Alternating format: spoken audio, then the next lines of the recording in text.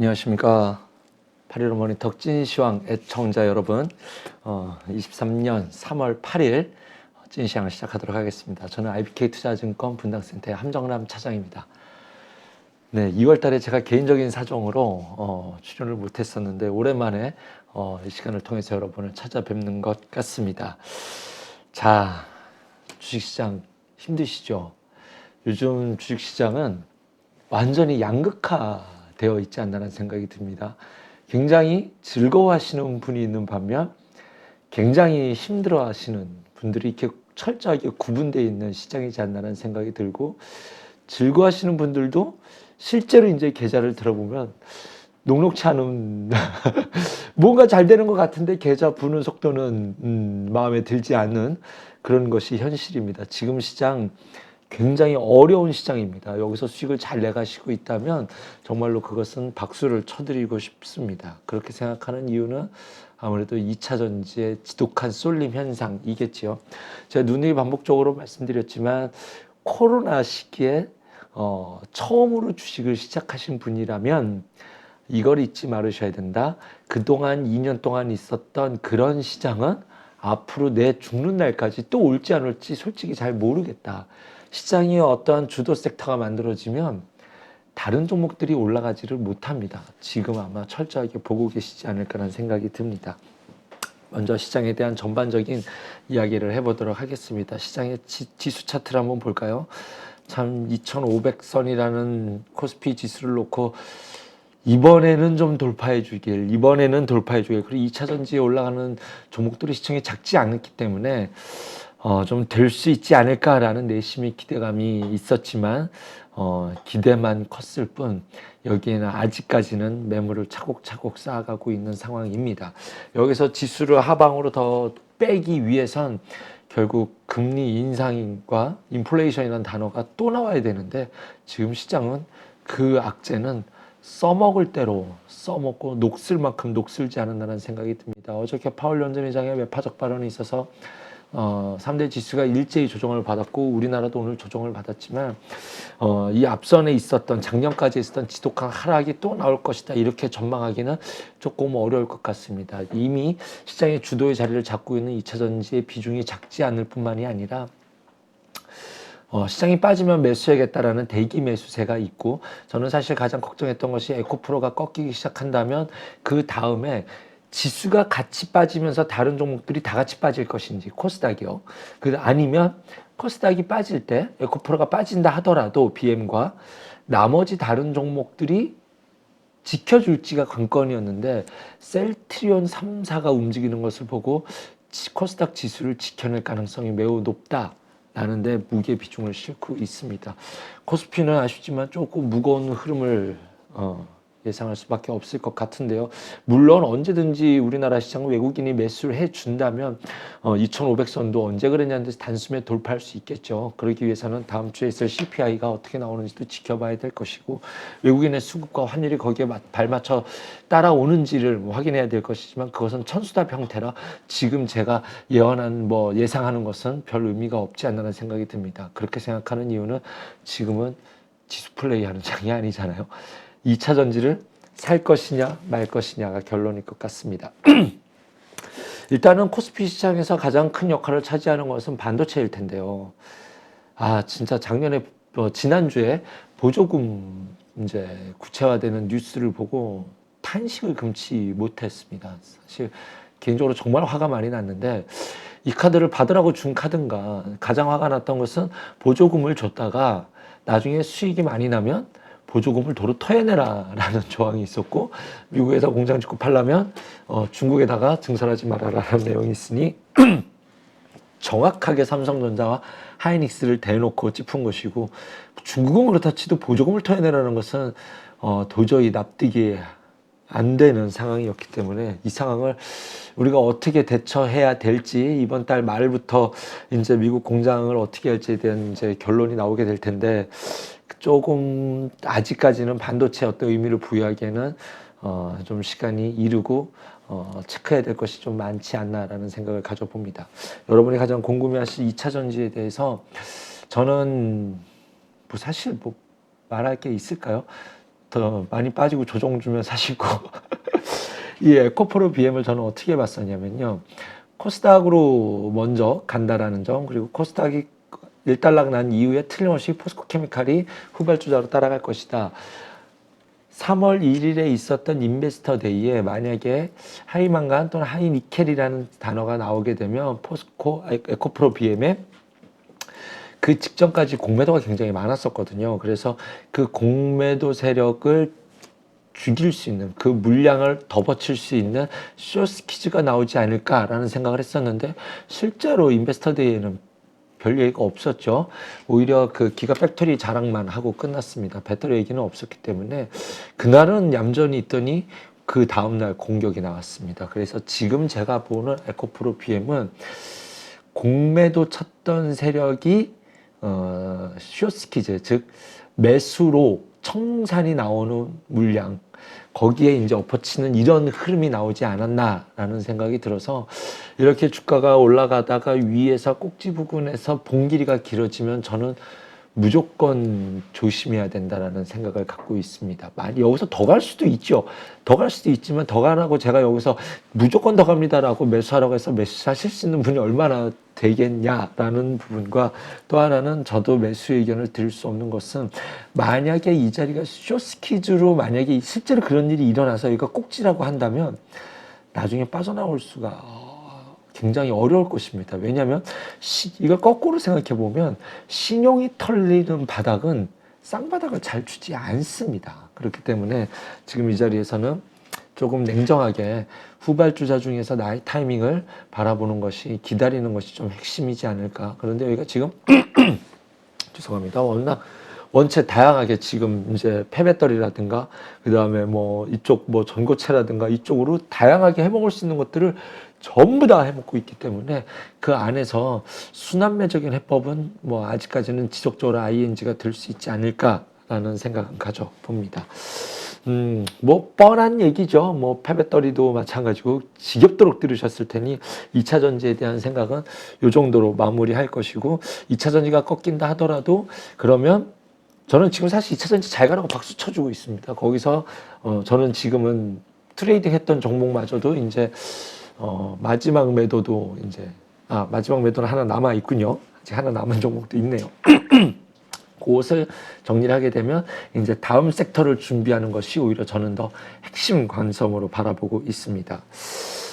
자, 시장을 바라볼 때 좀 전반적인 이야기를 조금 더 해드린다면, 일단은 단기적으로는 파월 연준 의장의 매파적인 발언 때문에 3월에 CPI, 그리고 사실 6월이 되면은 저는 CPI 이슈는 더 이상 조금 써먹을 수 없는 악재다라는 생각을 갖고 있습니다. 시장이 이미 다 그걸 알고 있고요. 왜냐하면은 다시 한번 이 시간에 정리를 해드린다면, 인플레이션이 작용했던 것은 두 가지 이유가 있었습니다. 하나는 너무나 많이 풀어버린 돈, 두 번째는 전쟁으로 인한 유가와 모든 원자재 공급망 대란, 이러한 것들이 이슈가, 두 가지 이슈가 있었지 않습니까? 그런데 이 돈을 많이 풀어서 유발된 인플레이션은 금리를 올려서 내릴 수 있습니다. 그런데 전쟁으로 촉발된 공급망 대란을 금리를 올려 시작했다는 것은 한계가 있게 되거든요. 그것이 시장에서 바라보는 것이 맥스가 5.5라고 시장 참여자들은 판단하고 있는 겁니다. 파월의 연준 의장이 아무리 매파적으로 말한다 하더라도 그 이상은 올라가지 못할 거야. 왜냐하면 예전에 점도표 6%, 막 7% 이런 얘기가 막 나왔었을 때, 점도표가 아닌 의원들의 이런 이야기가 나왔을 때 제네 옐런 재무장관이 뭐라고 했었냐면, 그런 식으로 가서는 안 된다. 왜냐하면 미국은 국채를 발행해가지고 돈을 찍어냈잖아요. 그러면 나중에 정부 부채가 너무나 많아서 이자 감당이 불가능한 수준으로 올라가게 됩니다. 6%라는 것은 미국 정부가 견뎌낼 수 없습니다. 올해는 부채 한도 협상도 있죠. 그래서 6월 초에는 기한이기 때문에 그런 부분 때문에 시장 참여자들은 다 5.5를 맥스 5.5를 보고 있기 때문에, 그것에 대한 물질적인 충격파도 조금 있을 수 있겠지만 거기 가면 끝난다라는 이 뉴스를 조금 더 기다리고 선호하고 있는 상황이지 않나라는 생각을 가져봅니다. 그리고 또 하나의 이슈는, 이 금리를 더 올린다라고 해서 인플레이션을 잡기가 쉽지 않습니다. 지금 인플레이션을 촉발하고 있는 데는 두 가지 이슈가 있는데 하나는 주택 가격이고요. 하나는 서비스 지수. 그중에서 이제 고용 부분된 비용이 상승하고 있다는 부분이 물가 상승 인플레이션의 주요 원인인데요. 미국은 이런 그 모기지가 많아서 금리를 올린다고 해서 이쪽이 떨어지지가 않습니다. 집값이 떨어지겠지만 대부분 다 모기지를 쓰기 때문에, 그러니까 우리나라가 금리를 올리면 집값은 떨어지지만 월세는 잘 안 떨어져요. 집주인 입장에서는 금리 대출이자 비용으로 월세를 감당해야 되기 때문에, 월세로 대출이자 비용을 감당해야 되기 때문이겠죠. 이해가 좀 되시죠? 그래서 금리를 인상한다는 것이 인플레를 잡는데 별 효과가 없습니다. 두 번째, 고용은 지금 고용이 안 좋았던 부분은 이제 5월달 말에 타이틀 42가 종료가 되게 됩니다. 이게 이민자법이거든요. 그러면 트럼프 때 세워졌었던 멕시코에 있었던 장벽을 허물어버리게 되면, 장벽을 실질적인 물리적 장벽이 아닌 이민자들이 다시 들어오게 된다라고 한다면 자연스럽게 인건비와 관련된 문제도 해결이 될 것이기 때문에 올 6월이 지나면 인플레이션은 끝날 것이다라는 것이 시장의 전반적인 의견이다라고 생각하시면 될 것 같습니다. 단기적인 연준 의장의 매파적 발언으로 인한 조정은 저는 아직까지는 매수 기회로 판단해 봅니다. 문제는 뭘 사냐라는 것일 텐데요. 지금부터 제 의견을 말씀드리겠습니다. 오늘 이 얘기하면 다 될 것 같아요. 오늘 제가 드리고 싶은 의견의 핵심은 친환경입니다. 사실은 저는 경기민감주에 대한 관심이 높은 사람입니다. 그래서 지속적으로 포스코홀딩스에 대해서 좋은 의견을 말씀드렸었고, 건설에 대해서는 좀 장기적인 모멘텀으로 이삭 죽기를 해가지고, 전 건설주는 지금도 마찬가지입니다. 장기적인 뷰로 좀 담아가 볼 수는 있는 자리다. 그저께였나요? 어제였나요? 그저께였던 걸로 기억합니다. PF 27조 지원하겠다라는 뉴스가 나와서 살짝의 반등은 있었는데 아직 건설주가 움직이기에는 쉽지 않다라고 보여집니다. 하지만 이 경기 민감주를 제가 예의주시하는 이유는, 첫 번째는 이제 글로벌 분업화가 끝났다라는 부분 때문에 전 세계가 각자 도생을 하기 위해서 인프라 투자와 공장 증설을 해야 된다는 부분이 대전제로 깔려 있었고, 이 부분은 아주 앞으로 미국과 중국이 어떻게 두 나라 국가 간의 분쟁이 해결이 되는지를 좀 지켜볼 여지가 있다라고 한다면, 두 번째는 친환경이 핵심 경기 민감주로서 핵심이 되지 않을까라는 생각이 듭니다. 친환경이라는 것이 인프라 투자를 얘기하는 겁니다. 지금 원자재 가격도 이렇게 올랐고 물가가 이렇게 비싼데 무슨 인프라 투자야 라고 생각할 수도 있겠지만, 그렇다라고 해서 제가 말씀드렸지만 증시가 진짜 좋아지려면, 제가 이제 희망회로를 그려본다면, 인플레이션이 상승하는 것은 주식시장의 악재가 아닙니다. 너무 속도가 빨랐기 때문이었죠. 악재가 아닙니다. 최대 수혜가 주식시장인데, 이것을 올라간 인플레이션을 경제가 받아들이고 흡수하는 시간이 지나고 나면 시장은 버블을 향해서 가게 됩니다. 그런데 그렇게 되려면 그때까지는, 지금은 기업에서 투자를 하기가 힘들잖아요. 그래서 정부가 마중물 정책을 내보내주는 겁니다. 그렇게 해서, 그리고 지금 그렇지 않다 하더라도 에너지라는 것이 얼마나 중요한지, 각국에서 에너지 자립이 얼마나 중요한지 정면으로 경험을 했기 때문에, 러시아 우크라이나 전쟁을 통해서 각 국가가 돈을 찍어서 인프라 투자를 해야 되는데, 이제 앞다퉈 이제 본격적인 시작점이 와 있지 않나라는 생각을 가져봅니다. 마중물 전략으로 정부가 이제 함께 가져야 되는 것이죠. 그도 그럴 것이, 우리도 과거에 그랬습니다. 그래도 지금 공사하는 건 아니지 않아? 우리 예전에 그랬던 적이 있어요. 97년도에 IMF 때 건설사 줄도 샀나죠? 그리고 2000년이었나요? 99년도에는 이때 시멘트 파동이 일어서 건설이 아예 6년 동안인가 아예 건설이 올스톱 됐었습니다. 그리고 2001년부터 부동산 값이 올라가더니 엄청나게 그 버블장이 한번 연출이 됐었거든요. 그래서 지금 이것을 받아들이는 세상을 위해서 투자를 해야 되는 것은 저는 좀 당연한 전략이지 않나라는 생각을 가져봅니다. 종목부터 하나씩 보겠습니다. 일단은 친환경에는 이렇게 있죠. 원전이 있고요. 우리가 앞으로 에너지원을, 석유는 유한자원이니까 유한지라고 하기에는 계속적으로 지금 발견이 되고 있어요. 계속 발견이 되고 있습니다. 유전이. 진짜 기름이 많긴 많습니다. 가스도 많고 쉘도 많고. 자, 근데 어쨌든 정부는 이제 경제를 살리기 위해서 인프라 투자를 가야 될 텐데, 미래의 궁극적인 에너지원은 수소입니다. 그린 에너지는 수소밖에 없어요. 전기라는 것은 전기를 뭘로 만들어요? 석유, 화석연료로 만들잖아요. 그렇기 때문에 진정한 친환경이 될 수 없죠. 원전은 리스크가 있고요. 풍력은 바람이 불 때만 쓸 수 있고, 태양광도 효율이 좀 떨어진다는 부분과 햇빛이 떠야지만 쓸 수 있다는 점들이 있기 때문에 궁극적으로 가는 것은 수소입니다. 지금 당장 쓸 수 있는 것은 보편화시킬 수 있는 건 태양광인데, 미국 태양광은 가는데 신고가 찍고 막 날아가거든요. 우리나라 태양광은 반응을 하지 않습니다. 그래서 저는 태양광을 사실 조금 뒤에다 놓고 보고 있습니다. 그러면 그 다음부터 가장 빠르게 쓸 수 있는 것은 원전입니다. 원전부터 좀 말씀을 드려볼게요. 원전이 일단은 제가 지금 친환경을 가장 좋게 보는 이유는 오랜 동안 주가 조정을 준 이후에 기간 조정을 오랫동안 주었다라는 점과 솔직히 아직까지는 조금 이르다라는 느낌이 있긴 있지만 종목별로 어제 오늘 움직이는 모습이 포착이 되고 있기 때문에 이 타이밍에 말씀을 드려야겠다 생각해 봅니다. 일단은 원전부터 말씀드리면 지금 현재 한수원과 웨스팅하우스가 분쟁 조정 중재위원회에다가 중재 조정이 들어갔던 것을 중단해달라는 상황입니다. 자, 이것이 무슨 뜻이냐면 전 세계에서 원자력 발전소를 건설할 수 있는 나라가 5개입니다. 러시아, 중국, 프랑스, 한국, 미국, 일본 나가 떨어졌습니다. 그러면은 유럽에서 수주가 핵심일 텐데 1차는 유럽이고요. 2차는 중동입니다. 중동 수주가 저는 찐이라고 생각하거든요. 왜 중동 수주냐면요. 말이 나온 김에 중동 국가들은 그런 석유라는 것은 유한 자원이기 때문에 이것이 마르기 전에 다 고갈되기 전에 자국의 에너지를 다른 대체 에너지로 완전한 자립을 해놔야 될 그런 목표를 갖고 있습니다. 그래서 원전도 틀림없이 그 중에 한 자리를 차지할 것이라 생각을 하는데 그것은 뭐 그때 가서 생각한다 치고 아까 말씀드렸던 이 5개 나라 중에 러시아 수주 줄 수 있을까요? 쉽지 않겠죠. 중국도 마찬가지일 것 같습니다. 프랑스는 가격 경쟁력이 떨어집니다. 그러면 이제 웨스팅하우스는 40년 동안 건설한 적이 없거든요. 가장 현실적인 것이 그리고 가장 효율성 있는 것이 가격 메리트도 있는 것이 우리나라예요. 그런데 이걸 우리나라에게 다 뺏기게 생겼으니 미국과 함께 웨스팅하우스와 왜냐면 유럽 국가들 미국 눈치를 봐야겠죠.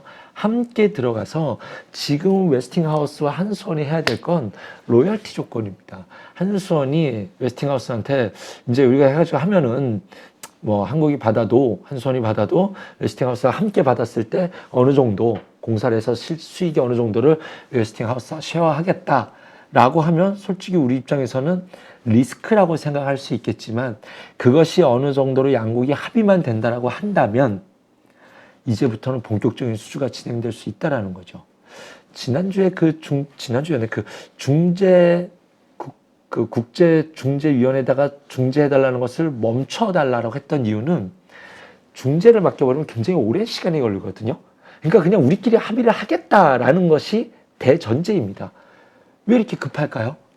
수주 나올 것이 무언가를 해야 될 것이 오래 있기 때문에 빨리 합의를 해야 될 필요가 있다라고 양국이 느끼지 않았을까라는 생각이 듭니다. 두 번째 가장 이제 노골적으로 보여지는 이슈는 다음 달에 있을 윤석열 대통령의 이제 국빈 방문이지 않습니까? 바이든 행정부 굉장히 오랜만에 국빈 초청이라고 하는데 뭐 그때 가서 보자 이러시는 분들도 있는데 저는 사실 대통령이 만나서 우리 원전 웨스팅하우스랑 뭐 합의해서 잘해봅시다 라고 악수하는 것은 좀 촌스러운 일이지 않을까 생각이 들어요. 그래서 그 전에 실무진들이 합의를 해놓고 그리고 나서 이제 두 양국의 대통령이 만나서 오히려 반도체와 관련된 이야기를 하는 것이 적당한 수순이지 않을까란 내심 의심을 갖고 그런 생각을 갖고 있습니다. 그래서 일단은 당장 필요하다라는 것, 탈원전은 우리나라만 아닌 글로벌 전체적인 트렌드였습니다. 탈원전이라는 것은 하지만 정말 이것이 당장 급할 때 쓸 수 있게 굉장히 효율적이라는 것을 정확하게 봐버렸기 때문에 지금 일단은 가장 단기적으로 필요한 것은 원전일 것이다. 원전으로 30년 쓰고 풍력은 꾸준히 인프라 투자를 한 이후에 궁극적으로 2050년도에 궁극적으로 전 세계가 바라는 것은 수소로 가는 길이다라는 점. 그럼 일단은 속도 면에서는 가장 빠른 것은 원전에 대한 기대감이 그리고 오늘 좀 잘 출발하는 모습이 보였습니다. 종목별로 한번 오랜만에 차트를 좀 볼까요? 두산 에너빌리티입니다. 참 오랫동안 이게 아직 돌파를 못했어요, 사실은. 이게 이제 이 자리를 돌파하는 캔들이 나와야 되는데, 그나마 의미를 부여한다면 이날에 있었던 11월 1일에 있었던 이제 이 의미 있었던 태양봉을 좀 그 박스 상단 내에서 지켜 나가는 모습과 오늘 좀 의미 있는 거래량 좀 폭발했다 지수가 안 좋았었으면서도 자기 자리를 종가까지 좀 지켜내는 모습이 좋았다라고 보여지고요. 개별주 안에서는 가장 탄력이 있었던 것은 G2 파워라는 놈이 파워 있게 좀 움직이는 모습을 보여주었고요. 그 다음에는 한전 기술과 한전 KPS라는 종목들이 바닥에서 탄력적으로 움직이는 모습을 보였습니다. 사실 이제 이런 이쪽 그 원전주들이 갈 때 과거에 일진 파워라든가 에너토크 이런 종목들이 굉장히 빠르게 탄력적으로 움직였었거든요. 그런데 참 지금 이 10,000원대 종목들이 호가가 10원 단위로 바뀌었잖아요. 여기서부터 매매가 좀 종목들이 좀 지저분하게 움직인다는 느낌이 있어서 나쁘다는 뜻은 절대 아닙니다. 그래서 이런 종목들이 늘 함께 움직였다라는 점, 그래서 원전주들이 오늘 좀 일제히 준동하는 모습을 보였다라는 점. 그러면은 제가 생각했었던 웨스팅하우스 한수원이 뭔가 이거 지금 합의점을 찾는 거 아니야? 로열티를 준다라고 한다면 우리나라에게는 악재처럼 보이지만 실제로 그 뉴스는 호재다. 만약에 그 뉴스 때문에 빠진다면 안 빠질 것 같아요. 저는 그 뉴스 나면 그때부터 급등할 거라고 느껴지는데 만약에 그 때문에 빠진다면 오히려 그거는 매수의 기회로 봐야 된다라고 생각해 봅니다. 그 뉴스 때문에 아마 오를 것으로 예상이 되는데 뉴스가 언제 뜰지는 좀 지켜봐야 되겠죠. 그래서 친환경이란 큰 틀 안에서 원전이 친환경이냐 아니냐 이것에 대해서는 갑론을박 저는 그 논리는 아직은 설명하지 않겠습니다. 하지만 그 틀 안에 에너지 관련주 안에 가장 앞서서 볼 수 있는 종목이지 않을까라는 생각이 듭니다. 두 번째는 풍력입니다. 풍력 진짜 오랫동안 참 힘들었을 것 같아요. 힘들으셨을 것 같습니다. 작년에 굉장히 말 많았지 않습니까? 바이든 정부가 드라이브를 건다, 이쪽 지원한다 했다가 주가 원위치 시키더니 마음고생만 했었는데 어저께 이제 SK 오션 플랜트를 여기는 종목이 딱 정해져 있잖아요. CS 윈드 베어링이 종목 테마주로서의 늘 대장경인 역할을 했었는데 이제 SK 오션 플랜트가 과거에 상강 MNT죠. 이런 종목도 이제 함께 동국 SNC까지 함께 보셔야 되는데 지금 이쪽이 왜 움직이냐? 풍력이 미국이 IRA 법이라는 것을 명분으로 자국 기업만 살리려고 하는 노력을 대놓고 노골적으로 하고 있잖아요. 이러다 보니 유럽 국가들도 긴장을 하는 거죠. 뭐 이거 우리는 좋을 거 하나 없고 미국만 다 좋고 우리도 자체적으로 무언가도 해야 될 것이고 우리도 자국 기업을 지켜야겠다라고 해서 유럽형 IRA 법을 준비하고 있는데 그 안에 것들이 다 자국 기업을 포함해서 또 하나는 우리 자체적으로 투자를 해서 기업을 살리자 이런 내용이 포함되어 있습니다. 지금 독일이 어떤 행보를 취하고 있냐면요. 신재생 에너지를 투자를 해가지고 거기에 국책은행이 거기에 보증을 서서 지원을 해주거나 그 다음에 에너지를 친환경으로 쓰면 전기료를 좀 조율을 해준다거나 그 다음에 그 기업들에게 직접적으로 투자를 할 수 있는 뭐 다양한 부분들에 대해서 좀 이렇게 토탈 솔루션으로서 지금 이런 제도를 지금 준비하고 있습니다. 그래서 다른 나라들도 여기에 이제 합의를 할까 말까 하고 있는데 유럽에서 독일이 하자면 해야겠죠. 독일이 하자는데 누가 반대할 수 있을까요? 그렇게 된다라고 한다면 실질적으로 풍력은 신재생은 유럽이 굉장히 중요하거든요. 실제로 풍력이 굉장히 많은 부분도 차지하고 있고 실질적으로 앞으로 투자도 계속 이루어질 수 있는 것이 유럽향이기 때문에 거기에 대한 기대감이 어저께 좀 움직이는 시그널이 뜨지 않았나라는 생각을 들어봅니다. 차트를 보면서 좀 말씀드릴까요? 먼저는 SK 오션 플랜트예요. SK 오션 플랜트인데요. 이것은 과거 상강 MNT입니다. 이거 SK한테 인수된 이후에 월봉이거든요. 그래서 딱 올라간 이후에 그 자리를 계속 지키고 있는 아주 굳건한 모습을 보여주고 있고요. 이게 3만 원 돌파했다가 다시 미끄러진 게 좀 아쉬운데 여전히 예의주시해야 되는 가장 대장격인 종목이 있지 않을까라는 생각이 듭니다. 지금 보시는 차트는 월봉입니다. 그 다음은 이제 CS 윈드인데요. CS 윈드도 자리가 괜찮죠. 월봉 주봉상으로도 풍력의 테마로서 대장으로서 손색이 없어 보이는 모습을 보여주고 있습니다. 이것은 주봉이고요. 일봉도 이런 모습을 보여주고 있는데 저는 이번에 조정 시기에 좀 예의주시하면서 관심을 가져야 되지 않을까라는 생각이 듭니다. CS 베어링도 여기서 이제 함께 보실 수 있다. 사실 최근에 베어링이 조금 더 탄력이 좋은 모습이 보여지고 있고요. 마지막으로는 동국 SNC입니다. 동국 SNC가 가장 무거워요. 동국 SNC는 일단은 미국향이기 때문에 이쪽이 움직이기 위해서는 사실은 풍력이 가면 다 같이 갑니다. 다 같이 갈 텐데 그 안에서도 좀 미국 비중이 높아서 미국과 관련된 인프라 정책과 관련된 이야기가 나온다고 한다면 그때는 동국 SNC가 대장이 될 수 있을 것이다. 지금 현재 제 마음속의 대상은 SK 오션플랜트일 텐데 이 기업은 해상 풍력할 때 하부 구조물을 하고 있거든요. 그래서 실적도 굉장히 안정감 있는 실적을 보여주고 있는 기업이라서 풍력과 관련된 종목들을 좀 미리 정리해 놓으시고 지켜보실 필요가 있지 않을까라는 생각을 가져봅니다. 다음으로는 태양광도 한번 살펴볼까요? 어저께 태양광이 갈 때 현대 에너지 솔루션, 근데 오늘 하락폭이 좀 너무 커서 태양광은 매매가 좀 어렵더라고요. 일단은 대표적으로 OCI가 이제 사실은 우리가 모두가 알고 있는 태양광인데 지금 바닥권에서 큰 부담은 없어 보입니다. 그런데 실제로 폴리실리콘이라는 것은 중국에서 이거 치킨 게임 들어가 버렸지 않습니까? 그래서 중국이 모든 생산을 갖고 거기서 가격 결정권을 갖고 있기 때문에 우리는 거기에 이제 끌려갈 수밖에 없는 상황이라서 썩 메리트가 좋아 보이지는 않습니다. 그래서 현대 에너지 솔루션 쪽에서 좀 트레이딩을 해볼 수 있지 않을까. 그 다음에 이것과 관련돼서 친환경과 관련돼서 KC코트렐도 함께 움직이는 모습이 보여지는데 사실은 이쪽 태양광과 관련해서 움직여야 될 것은 진짜 찌는 하나 솔루션이죠. 근데 지금 갤러리아 백화점을 떼어내면서 거래 정지에 들어가 있고 31일 날 거래가 다시 재개되는 걸로 알고 있는데 그때 되면 좀 주가가 재밌어지지 않을까라는 생각은 해 봅니다. 그래서 태양광은 저는 개인적으로 실제로 우리나라 태양광은 저는 해서는 안 된다라고 생각을 하거든요. 산에다 나무 깎아서 패널 만드는 게 어떻게 친환경이 될 수 있을까요? 미국은 가능합니다. 땅덩이가 워낙 크기 때문에. 그래서 그런 것 때문에 사실 우리나라에서 태양광은 조금 무거운 느낌이 좀 듭니다. 그래서 태양광보다는 풍력, 태양광을 보신다면 한화솔루션이 대장이라는 점. 그 다음에 이제 마지막은 수소일 텐데요. 수소는 조금 어렵다기보단 무거워요. 그래서 이제 다른 것들은 잘 안 움직이는데 두산 퓨얼셀만 이제 다음 타자로서 친환경이 갈 때 너도 갈 수 있을까라고 하면서 한 종목 콕 집어서 지금 예의주시하고 있는 종목입니다. 올해 제가 굉장히 많은 관심을 갖고 바라보는 두 그룹이 있다면 저는 두산그룹과 한화그룹이거든요.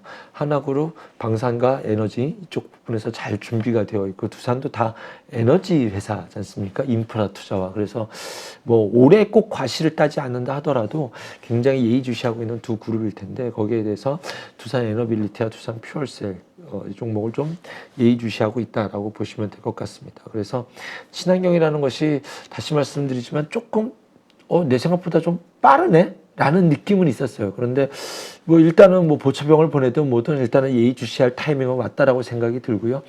2차 전지가 어디서 어떻게 끝날지는 모르겠습니다.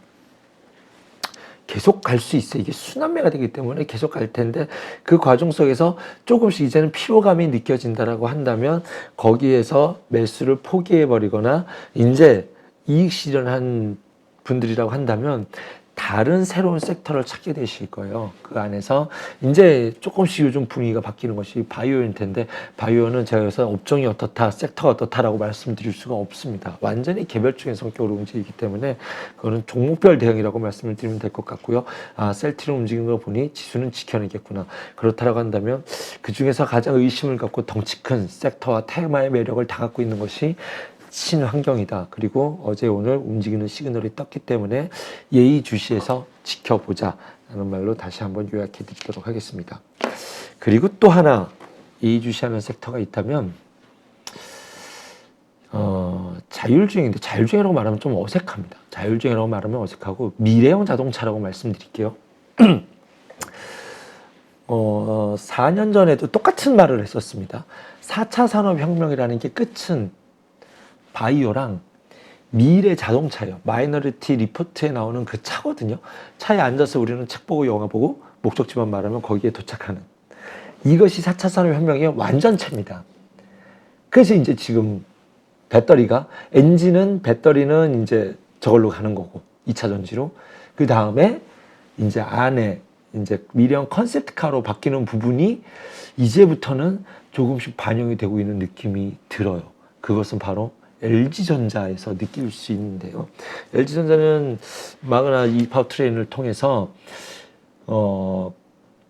일단은 배터리 가격이 제일 중요하니까 그 다음은 모터거든요. 거기서 모터도 생산해내고 그 다음에 차량에 들어가는 모든 전장을 다 생산해내는데 거기에 대해서 지금 뭐 밀린 수주 잔고만 100조에 임박한다라고 하니 LG전자는 크게 좀 뭐 가전에 대한 우려라든가 소비의 실적 이런 걸로 보는 전통적인 의미에서 이제는 미래 밸류에이션을 그러니까 그 전장에 대한 밸류에이션을 평가가 반영이 돼야 되는 이미지로 바뀌고 있는 것이 저는 지금 이 시기라고 저는 생각이 듭니다. 그래서 LG전자를 관심 있게 보고 있는 것을 전제로 카메라가 눈이지 않습니까? 나무가라든가 자화전자 매우 예의주시해서 보고 있는데 정말 전장 카메라라고 하면 핵심은 실제 대장은 MC넥스인데 그 무겁고 떨어지기만 했던 MC넥스도 최근에 바닥에서 고개를 한번 살짝 들더라고요. 그리고 이제 오늘 모트렉스도 좀 좋은 주가 흐름을 보여줬었죠. 아직 이 테마가 하나의 딱 완성된 테마야 라고 말씀드리기는 어려운 시점이지만 4차 산업의 끝과 앞으로 일어날 어떠한 한 시장의 버블의 끝은 그러한 그림을 만들게 될 수 있다라는 가정을 전제로 대응해 보시면 될 것 같습니다. 이렇게 말하니까 좀 복잡하시죠? 만약에 올해 새로운 테마가 하나 또 만들어진다면 챗봇이나 2차전지는 사실 뭐 테마라고 말씀드리기는 어렵겠지만 챗봇이나 이런 큰 테마가 한번 또 만들어진다면 저는 그거는 만약에 애플이 우리 차 만들게 라고 만약에 애플카가 다시 한번 시장에 화두가 떡밥으로 던져진다면 그때는 이제 이쪽과 관련된 섹터들이 다 움직이겠죠. 그거는 그때 가서 나와야 뭐 돼야 되는 뉴스니까 그것 때문에 사실이라는 뜻은 아니지만 전장과 관련된 종목들을 지금 이제는 다시 한번 쭉 나래비를 세워놓고 종목군들의 정리가 좀 필요하지 않을까 하는 생각이 듭니다. 저는 그 앞에 가장 선두 이 말씀을 드릴 수 있는 가장 앞단에 있는 종목은 LG전자에서 힌트를 얻은 것이고요. LG 디스플레이도 같은 맥락에서 나쁘게 보고 있지 않습니다. LG 디스플레이도 좀 빠질 만큼 빠졌고 이제 뭐 OLED가 이제 애플에서 채택을 하게 된다면 그 시장으로의 전환 속도가 이제 맨날 말만 OLED 했는데 실적으로 이제는 조금 현실이 좀 눈앞에 오는 그런 시장이 되지 않을까라는 생각이 들어서 LG전자 어쨌든 좀 긍정적으로 보여진다. 라고 좀 말씀을 드리도록 하겠습니다. 그 다음은 어떤 얘기를 해볼까요? 자율주행 관련돼서는 소형주들은 워낙 테마들이 많아서 그 정도로 말씀드려야 될 것 같고요. 그래서 카메라 관련주들에서 애플에서 물건 받기 위해서 공장 지어라고 해서 공장 지어서 올 하반기에는 거기에 대한 납품도 될 수 있지 않을까라는 생각을 가져봅니다. 다음은 뭐 제가 요즘 눈여겨보고 있는 종목 몇 가지 좀 말씀드려 볼까요? 추천의 의미가 아닙니다. 이게 가야 되는데 라는 의심을 갖고 있는 종목이기 때문에 첫 번째 삼성전기예요. 이번에 중국이 발표했던 내용은 참 양회에서 중국 GDP를 굉장히 낮게 잡지 않았습니까? 예상치보다 굉장히 영악하다는 생각을 했습니다. 과거에 했었던 것처럼 맨날 우리는 경제 살리기 위해서 땅 파고 공사만 해. 이제는 그렇지 않아. 부실이 있고 현실적인 실리를 챙길 것이고 밑빠진 덕에 물 붓지 않을 거야. 헝다그룹을 넘어뜨렸다 해야 될까요? 크게 한 번 때리고 나서 다른 기업들이 정신을 바짝 차리게 해주고 나면 이제는 좀 밀어줄 줄 알았는데 내실을 다지는 데 집중을 하고 있습니다. 어설픈 부채 키우지 않겠다는 것이죠. 그리고 우리는 앞으로의 성장은 기술이야 라는 데 집중을 하게 된다라고 한다면 이번에 중국이 갖고 있는 것은 내수 부양과 그 다음에 기술산업 자체 육성입니다. 즉 이 안에는 반도체 자립을 하겠다는 건데 그것은 시간이 많이 필요할 것이고 반도체 자립을 위해서 부수적으로 이렇게 키워 육성해내야 될 산업들이 굉장히 많지 않습니까? 그러면 그것이 결국 IT 산업을 밀어주는 일들로 결과물을 만들어지게 될 텐데 MLCC라는 것은 사실 모든 전자 제품, 모든 IT 제품의 쌀과 같은 역할을 하는 것이 MLCC거든요. 그래서 그동안 못 갔던 것은 중국에서 공장 중단, 모두 뭐 공장 중단 이런 것 때문에 경제 봉쇄 이런 것 때문에 못 갔었고 실제로 소비도 멈춰 주저주저 있었다가 이제 중국이 모든 것이 정상화되는 원년이고 여기에 기술 분야에 대한 드라이브를 가져갈 수 있다. 삼성전기 이제 나쁘지 않은데 또 하나는 지금 반도체가 무거울 수밖에 없는 이유는 재고를 아직도 창고에 생산자 재고가 너무나 많기 때문인데요. 전기는 작년에 재고를 잘 정리를 해놔서 지금 이 무거워 보이는 이 가격 15만 원에서 이 직전 고점이겠네요. 15만 3천 원만 돌파해 준다면 조금 의미를 부여할 수 있지 않을까. 저는 이런 데 들어가서 보초병으로 기다리는 일을 보초병 보내놓고 기다리는 걸 잘하기 때문에 돌파하면 바로 쫓아가서 하는 매매를 잘해서 지금 굉장히 눈에 밟히는 종목 중에 하나입니다. 그래서 중국향이라는 의미와 이제는 좀 바닥을 다진 그런 자리에 있는 것이 아닌가. MLCC 삼성전기는 사실 작년 초에도 말씀을 드렸던 종목인데 올해 1년 동안 너무 고생만 시켰습니다. 그래서 어떤 분들은 그거 이런 말 해도 안 믿으시는 이젠 뭐 와닿지도 않아 이러신 분들도 많으실 텐데 그러던 어느 날 주가는 올라가 있습니다. 지금 삼성전기는 예전에 포스코 26만 원 때 이럴 때 사 모아 가셔야 됩니다라고 했었던 그런 느낌과 좀 비슷한 느낌을 갖고 있습니다. 포스코 하니까 포스코 ICT라는 놈이 갑자기 생각나네요. 이거는 이 주가가 좀 잘 움직이지는 않아요. 차트 보시면 거래는 터지고 매우 의심스럽긴 한데 이 회사가 이제 포스코 그룹에 대해서 공장 자동화하는 회사라서 스마트 팩토리라든가 또 하나는 이 회사 갖고 있는 것 중에는 충전소 사업부도 있거든요. 그래서 앞으로 가야 될 로봇이라는 것이 결국 산업 현장에서 쓰이는 공장 자동화 이런 것과 함께 맞물리기 때문에 이런 것 관련돼서 앞으로 지어지는 공장 에 대해서는 이쪽이 확대될 수밖에 없다라는 점. 지금 여기에 의미를 부여해야 될지 아니면 충전소가 필연적으로 늘어날 수밖에 없다는 데 의미를 부여해야 될지 모르겠습니다만 실제로 충전소는 지금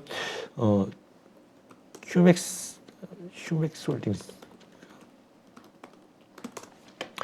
홀딩스가 뭐 근데 이 종목은 뭐 어떻게 말씀드릴 수가 없는 종목이라서 가장 현실적인 부분에서 종목을 초이스하면 저는 포스코 ICT라는 종목이 좀 눈에 밟혀서 이것은 앞으로 이쪽 업황 자체를 앞으로 중국도 마찬가지겠고 전 세계가 공장을 짓는다면 이쪽은 필연적으로 갈 수밖에 없는데 이쪽 스마트 팩토리는 너무 한 대 받고 있고 너무 로봇에만 집중되어 있지 않았나. 그래서 이제는 시야를 좀 넓힐 필요가 있다라는 관점에서 스마트 팩토리도 좀 관심을 갖고 보시면 어떨까라는 생각이 듭니다.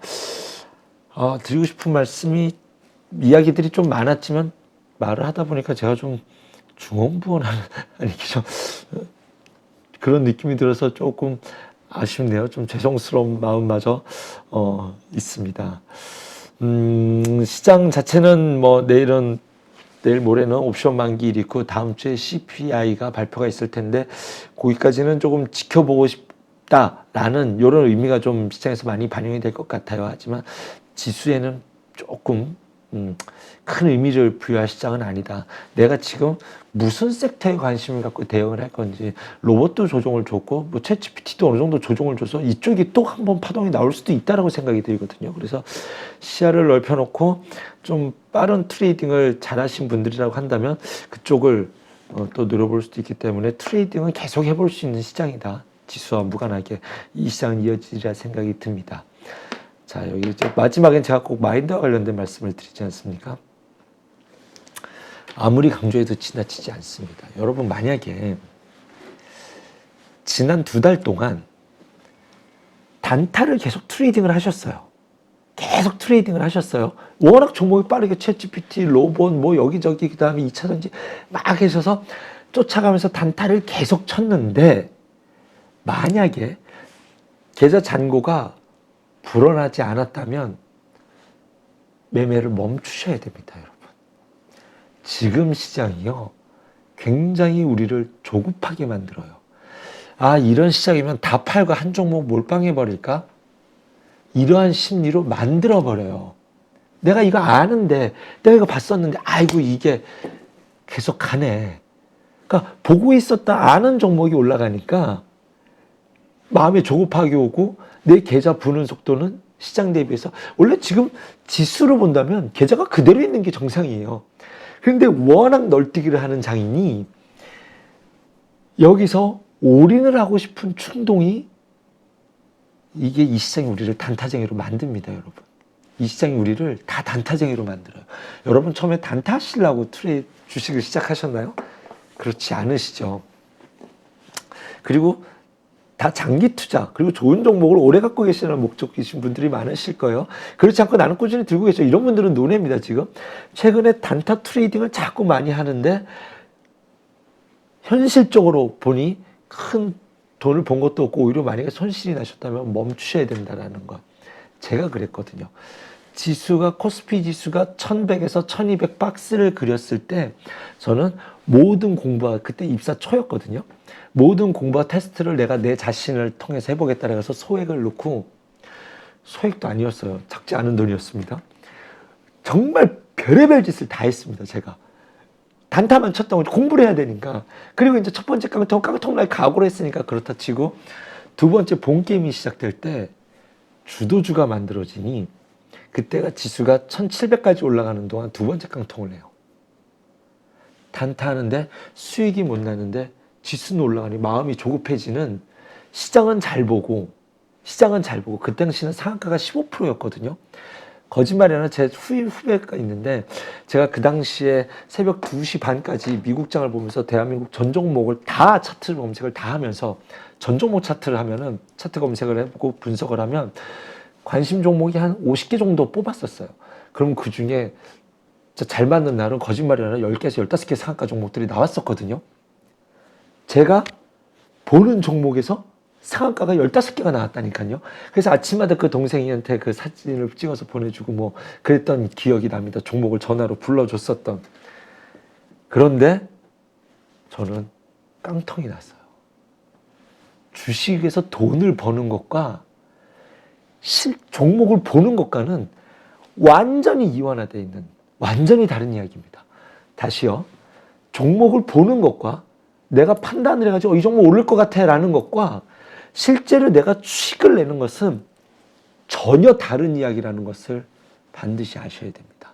지금 시장이 우리를 자꾸 조급하게 단타꾼으로 만들 때 조금은 마음 편안하게 일부의 자산은 그 조급함에 흔들려서 넘어지지 마시고 단타 쳐서 수익이 잘 나신다. 그런 분들은 계속 하시면 돼요. 그런 분들은 그런 분들이라면 지금 물만 난 시장입니다. 그런 분들이라면 계속 즐기시면 되고 그렇지 않다면 수익이 안 나거나 손실이신 분이 있다면 이럴 때 오히려 차분하게 냉정을 찾아가셔서 자산 일부는 지키는 것이 주식은 훨씬 더 중요하다는 것을 제가 이 말씀을 드리는 이유는 제가 요즘 좀 마음이 조급해지고 있거든요. 조급해지게 만들어요. 시장이 그렇게 됩니다. 왜냐하면 이제 고객분들과 상담을 해야 될 때 이제 저에게 여쭤보시는 종목들이 만만치 않은 종목들이라 그래서 못 사면 날아가 버리니 제 마음이 오죽하겠습니까? 여기가 이제 썩죠. 마음의 한 구석이 썩어 들어갑니다. 진짜로. 저만의 이야기는 아닐 거라고 생각이 드네요. 그래서 그 마인드 컨트롤을 잘 하셔서 시야를 넓히고 까먹지만 않으면 돈을 벌 수 있는 기회는 내일도 오고 모레도 오고 끊임없이 옵니다. 다시요. 오늘 까먹지만 않으면 돈을 벌 수 있는 기회는 앞으로도 끊임없이 옵니다. 조급해지지 마십시오. 쉽지 않은 장이지만 기회는 틀림없이 있는 장입니다. 여러분 성투하시길 바라겠고 건강하시고 요즘 날씨가 너무 좋습니다. 이럴 때 바람도 좀 쐬시고 조금 주식 때문에 마음이 힘드시다면 오히려 좀 날씨를 보시면서 한 번에 쉼표를 찍는 것은 어떨까 그런 생각도 들어보네요. 건강하시고 저는 다음 주에 뵙도록 하겠습니다. 감사합니다. 베이장의 그 20년 노하우를 가르치는데 제가 이제 그 회원들 밴드를 운영합니다. 그래서 거기에 묻고 답하기 또 종목 같은 경우도 물어보면 답을 하기도 하고 거기서 항상 또 제가 피드백 해주기도 하고, 그리고 월 한 2번에서 3번 정도 저녁에 라이브로 1시간 반 정도를 제가 이제 시향 설명을 합니다. 현재 시향에 따라서 어떤 작전으로 해야 되는지, 횡례는 강당 기법을 해야 된다든지, 신공각 기법을 해야 된다든지, 아니면 공매도 기법 해야 된다든지, 이렇게 제가 거기에 맞게, 시향에 맞게 제가 작전을 이렇게 같이 의논하고, 4가지 기법만 잘 활용하면은 이제 수익이 지금 많이 나고 있습니다. 그리고 현재는 강당 기법, 신고가 기법이 유리하고 앞으로 거기에서 수익 날 가능성이 많습니다. 어떤 분들은 성률 한 80% 정도까지 벤처마켓 하니까 수익이 나니까 신기하다. 그리고 주식하는 재미가 있다고 이제 그렇게 반응이 많이 나타나고 있습니다.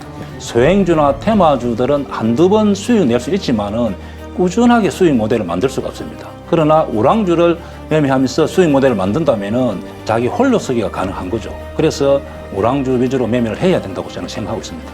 그냥 시향에 따라서 적절하게 이제 할 수 있도록 제가 교육을 시키고 홀로 설 수 있도록 하는 것이 제 교육의 목표입니다. 하여튼 열심히 해서 개인 투자자들이 돈을 벌 수 있도록 저는 노력하겠습니다.